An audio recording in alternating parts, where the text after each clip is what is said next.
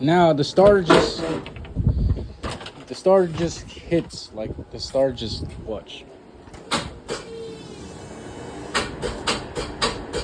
That's all it does, and it's a brand new battery. I just bought it yesterday.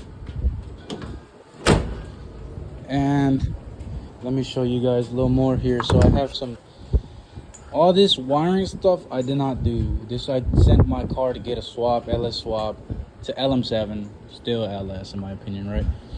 And I don't know if I gotta check these, if these are even imported to the start of the car. There's another fuse here.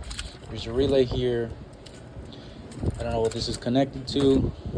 There's a relay here. This is connected to the fan, so every time I turn the key, the fans turn on, as you heard earlier.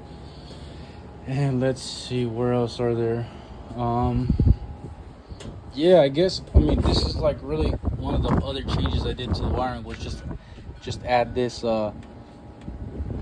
this wire here so I can have that switch going. But I don't think anything else I changed. And I don't think any of my fuses go. But anyways, I do have a question. I do have